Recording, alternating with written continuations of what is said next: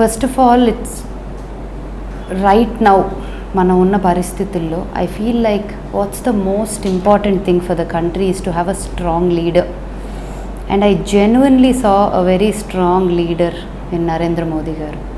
And అటువంటి లీడర్ని మళ్ళీ నేను బతికున్న నాళ్ళల్లో మళ్ళీ చూస్తానా అనే నమ్మకం కూడా నాకు కలగలేదు. So I felt like it is the right time when I feel so strongly about a leader and his achievements, and ఆయన మన దేశానికి ఏమి చేయగలరు, ఎంతో చేయగలరు అని ఒక నమ్మకం ఉండబట్టి I really felt like it is the right time that I come and talk about my support for Modi ji. మన స్టేట్ కండిషన్ చూస్తా అంటే it's almost like not one thing, everything has gone wrong.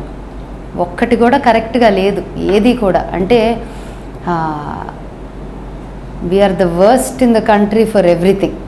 అవసరం లేని ఆటలన్నిట్లో మనం best ఉన్నాం. ఇప్పుడు India అంతా కరప్షన్లో ఒక లెవెల్లో ఉంటే ఆంధ్ర ఒకటి కరప్షన్లో వేరే లెవెల్లో ఉంది. సో ఇటువంటి పరిస్థితుల్లో I feel like definitely we need a change.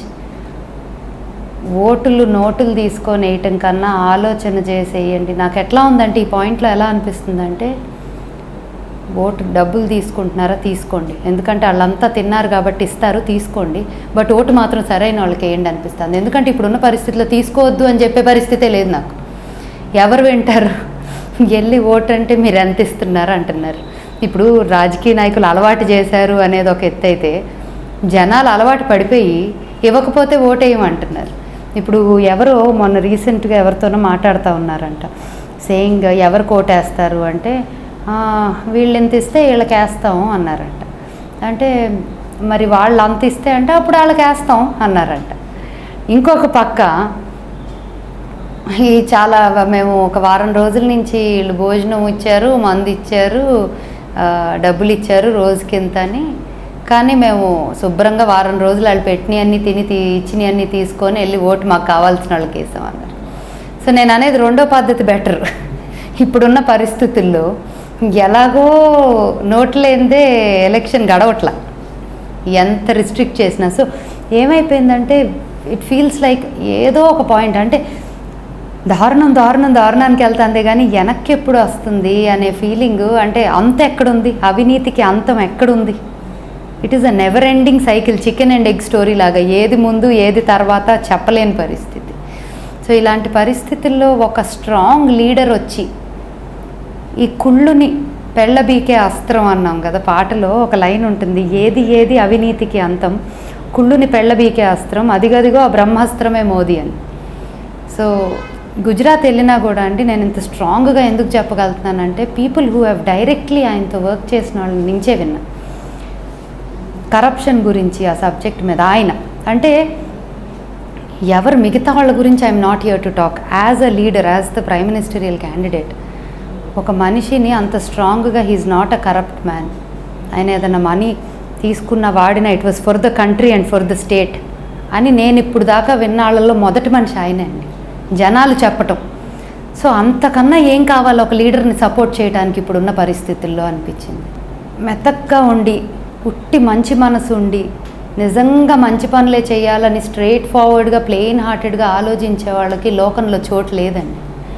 అలా ఉంది పరిస్థితులు. ఎలా ఉన్నాయంటే తెలివిగా ఉండాలి, మ్యానిపులేటివ్గా ఉండాలి, అవసరాన్ని బట్టి మేనేజ్ చేయగలగాలి. అంటే మంచితనంతో పాటు మంచితనం మెయిన్ ఉండి ఇవన్నీ చుట్టుపక్కల పని జరగడానికి ఎలా చేసినా నాకు పర్వాలేదండి. అకార్డింగ్ టు మీ ఇప్పుడున్న పరిస్థితుల్లో I feel an able leader for the country is someone who can manage everybody, manipulate everything properly for the development. ఎందుకంటే ప్రతి ఒక్కరిని కన్విన్స్ చేసుకుంటా చేయాలంటే ఏది ముందుకెళ్ళదండి. ఇటువంటి పరిస్థితుల్లో మనకు కావాల్సింది ఒక స్ట్రాంగ్ లీడర్. అండ్ ఆయన కొత్తగా ఏదో ఇవాళ కొత్తగా నుంచొని సింహాసనం ఎక్కినాక టెస్ట్ ట్రయల్ కాదు, 15 ఏళ్ళు already test trial and successful. And ఒక స్టేట్ని సింగిల్ లైక్ 2/3 మెజారిటీతో ఎవ్రీ ఎలక్షన్ గెలుచుకుంటా ఒక 15 ఏళ్ళగా ఒక మనిషి లాగగలిగారు ఒక స్టేట్ని. అండ్ 2001లో ఎట్లా ఉంది, ఈరోజు ఎలా ఉంది? 2001లో అన్ని కష్టాలు ఒకే మనిషికి వస్తే ఎలా ఉంటాయో అలా ఉండింది ఆ పరిస్థితి ఆ ఊరిది. అటువంటి స్టేట్ని ఇవాళ all of us look up to it. అంటే కంట్రీ మొత్తంలో 100% ఎంప్లాయ్మెంట్లో 50% of employment last 5 years was generated just by Gujarat. That itself shows, అంటే it's a small little state. ఆ స్మాల్ లిటిల్ స్టేట్ కంట్రీలో ఉన్న దాంట్లో 50% ఆఫ్ జాబ్స్ చేయగలిగిందంటే it is a huge achievement. అమ్మమ్మ గారు అవనియండి, she was a freedom fighter. She never ఆవిడ కాంగ్రెస్లో she was a true believer of Gandhian. అంటే నేను మొన్న అన్నాను, గాంధీయన్ అంటే not the pseudo Gandhi's today, I'm talking about Mahatma Gandhi గారు. సో ఆయన పాలసీ అంటే డెమోక్రసీ మీద, డెవలప్మెంట్ మీద చాలా, అంటే మనకి ఇండిపెండెన్స్ రావాలని చాలా జైలుకి వెళ్ళిన సందర్భాలు కూడా ఉన్నాయి ఆవిడ ఫ్రీడమ్ స్ట్రగుల్ మూమెంట్లో అంతా కూడా రకరకాలప్పుడు. She was but being a very first time ఖమ్మంలో ఒక కాంగ్రెస్, అంటే కమ్యూనిస్ట్ కాకుండా ఒక కాంగ్రెస్ జెండా అనేది అమ్మమ్మ ఎలక్షన్ నుంచి ఉన్నప్పుడే గెలవటం అయింది. అండ్ అప్పటి నుంచి ప్రతిసారి హైయెస్ట్ మెజారిటీతోనే గెలిచింది ఆవిడ ఫర్ కాంగ్రెస్. బట్ ఇందిరాగాంధీ గారికి అంత క్లోజ్ అసోసియేట్ అయ్యుండి కూడా ఎమర్జెన్సీ టైంలో she opposed. She was the only MP from south India that went against Indira Gandhi గారు, who was very close to her. In fact నువ్వేం అడిగినా ఇస్తాను, బట్ నువ్వు నా వైపు ఉండాలి, నువ్వు నన్ను అపోజ్ చేయకూడదు అన్న మాట కూడా ఆవిడ అంది. అయినా she said I want you to love the country అని చెప్పి షీ వాక్డ్ అవుట్. సో అటువంటి నేచర్ ఉన్న మనిషి. సో ఆవిడ ఒక పార్టీకి చెందిన మనిషి అని నేను అనలేనండి ఇప్పటికి కూడా. బట్ మై మదర్ అట్లా అనుకుంటే, పార్టీ రకంగా చూడాలంటే అమ్మమ్మ గారు though she was in Congress for 25 years or more. Mummy student లీడర్గా ఉన్నప్పుడు it was BJP. Arun Jaitley గారే ఐడెంటిఫై చేశారు యాక్చువల్లీ మమ్మీని, and that's how she won elections and all that. So it was never about a party, it was about principles. ఇక్కడ తప్పు అంటే she will stand up and say ఇది తప్పు.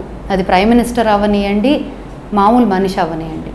అది correct అయితే ఎవరినైనా షీ ఆల్వేస్ సెడ్ నాకు I don't never want be a king, I want be a king maker అనేది. So that was the way we lived our life.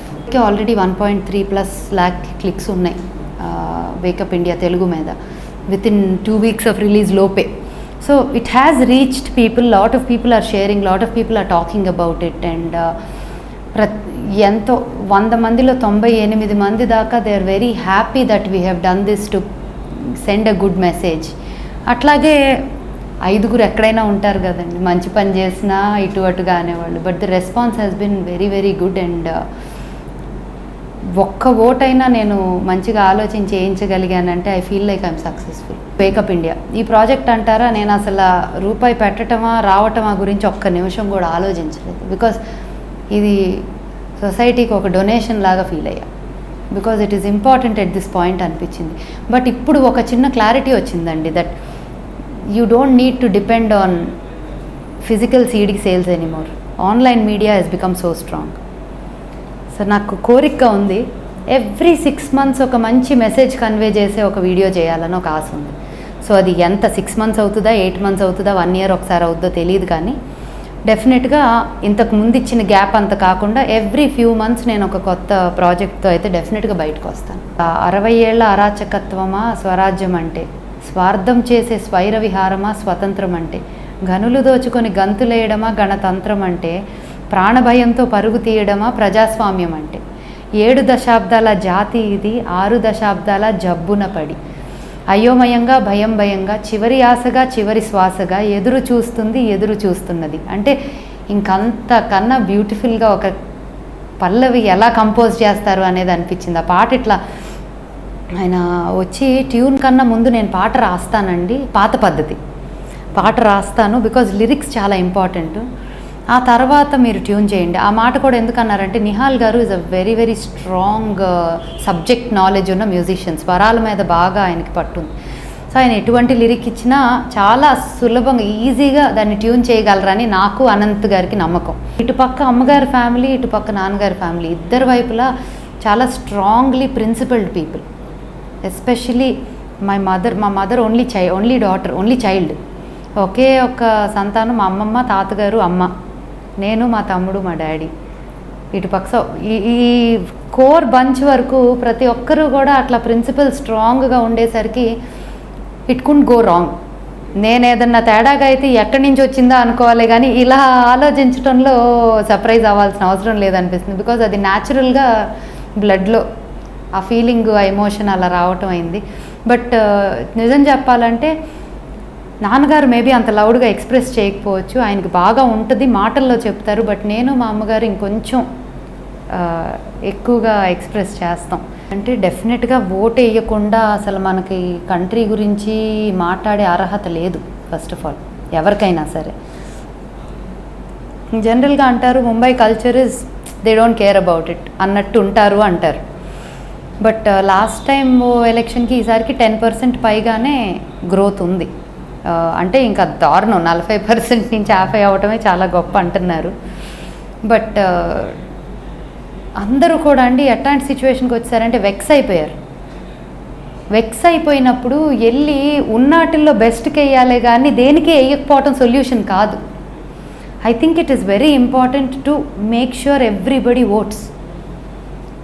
ఎవరికి ఏంటి అనేది పక్కన పెడితే వెక్స్ అయిపోయిన వాళ్ళు ఇంకా ఇంపార్టెంట్, వాళ్ళు వచ్చి ఓటేయటం. మోదీజీ గారిని ప్రైమ్ మినిస్టర్ చేయడానికి అవసరం ఉన్న ఏదైనా చెయ్యాలి మనం అని. సో దానిలోనే నా ఆన్సర్ కూడా ఉంది. నా ఓటు అయితే మోదీజీ గారికి ఎవరు సపోర్ట్ చేస్తే వాళ్ళకే నా vote. Finally what I would like to tell all of you, I please find your polling booth. ఎక్కడుందో వెతికి పట్టుకోండి. I found my polling booth. నేను వెళ్ళి పొద్దున్నే ఫస్ట్ ఓటు అయిపోయేది నేనే ఆ పోలింగ్ బూత్లో. మీరందరూ కూడా డెఫినెట్గా, నాకు తెలుసు నాలాగా ఫ్రస్ట్రేషన్ ఉన్నవాళ్ళు చాలామంది ఉన్నారు. బట్ దానికి సొల్యూషన్ ఓటు వేయకపోవటం కాదు, వెళ్ళి ఉన్న వాళ్ళల్లో బెస్ట్, ఉన్న పరిస్థితుల్లో బెస్ట్ ఓటు వేయటం మన solution. So please get up, find your polling booth and please vote.